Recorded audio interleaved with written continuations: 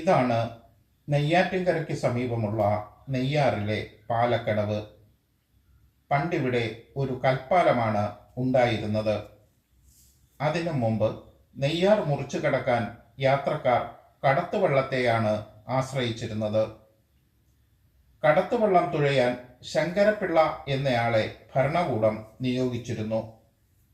ഒരു ദേശത്തിൻ്റെ സഞ്ചാരപാതയിലെ ചങ്ങാതിയായിരുന്നു അയാൾ. പുഴ കടക്കാൻ എത്തുന്നവർക്കായി രാപ്പകൽ ഭേദമില്ലാതെ ഒരു വിളിപാടകലത്തിൽ അയാൾ എപ്പോഴും ഉണ്ടായിരുന്നു. തെക്കൻ കഥകൾ എന്ന പങ്ക്തിയിൽ ഇന്ന് അവതരിപ്പിക്കുന്നത് ശങ്കരന്റെ കഥയാണ്. ശങ്കരനെ ഉപചാരപൂർവം നാട്ടുകാർ ശങ്കരച്ചാര് എന്നാണ് വിളിച്ചിരുന്നത്.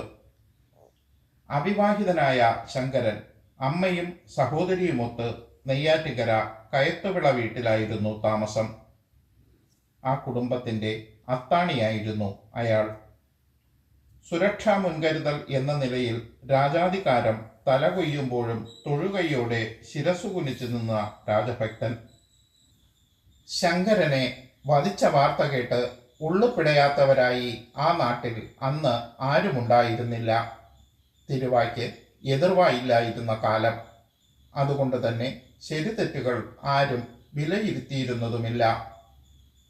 1725 സംഭവം നടക്കുന്നത്. മാർത്താണ്ഡവർമ്മ ഇളയ രാജാവായി വാഴുന്ന കാലം. അക്കാലത്ത് മാർത്താണ്ഡവർമ്മ ഇടയ്ക്കിടെ നെയ്യാറ്റിൻകര കോവിലകത്ത് താമസിക്കുമായിരുന്നു. അന്നത്തെ തിരുവിതാംകൂർ മഹാരാജാവ് രാമവർമ്മയായിരുന്നു. അദ്ദേഹം ഏതാണ്ട് അവശനായിരുന്നു. ഈ സാഹചര്യത്തിൽ ബന്ധുക്കൾ രാജ്യാവകാശത്തിനായി വടംവലി ആരംഭിച്ചിരുന്നു.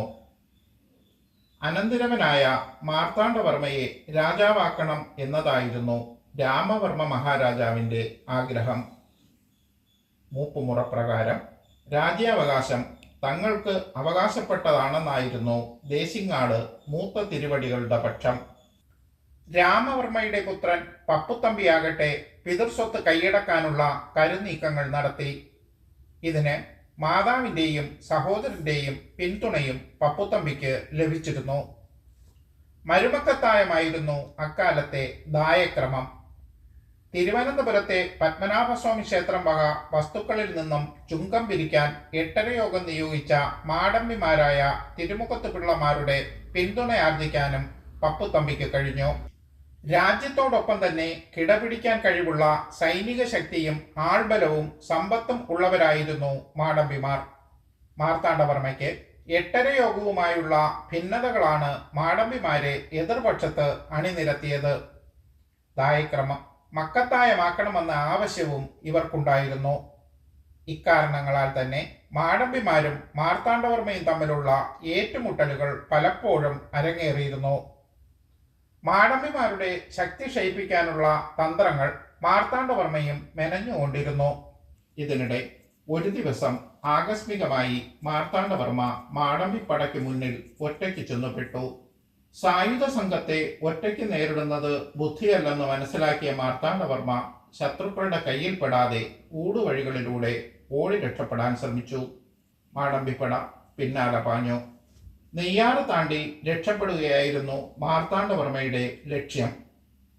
പുഴ നിറഞ്ഞൊഴുകുന്ന കാലം. ഇളയ രാജാവ് ഊരിപ്പിടിച്ച വാളുമായി കടവ് ലക്ഷ്യമാക്കി ഓടി വരുന്നത് ശങ്കരച്ചാര് ദൂരെ നിന്ന് തന്നെ കണ്ടു. എന്തോ അപകടമുണ്ടെന്ന് മനസ്സിലാക്കിയ ശങ്കരൻ വള്ളം യാത്രയ്ക്ക് സജ്ജമാക്കി നിർത്തി.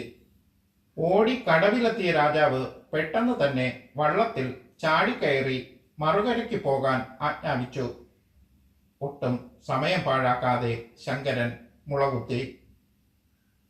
വള്ളം മറുകരയോട് അടുക്കാറായപ്പോൾ ആതാളിയോടെ സായുധരായ മാടമ്പിപ്പട കടവിലെത്തി.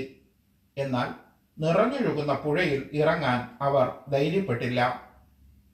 പുഴയ്ക്ക് മറുകരയിൽ കൊട്ടാരം വക കുതിരപ്പന്തിയും കുതിരയുമുണ്ട്. അവിടെ എത്തി കുതിരപ്പുറത്ത് കയറി രക്ഷപ്പെടുകയായിരുന്നു മാർത്താണ്ഡവർമ്മയുടെ ലക്ഷ്യം. എങ്കിലും ഇളയ രാജാവിന് ഒരു സംശയം. ശങ്കരൻ ശത്രുക്കളെയും ഇക്കരെ എത്തിച്ചാലോ? രാജഭക്തനാണെങ്കിലും അവരുടെ ഭീഷണിക്ക് വശംവദനായാലോ?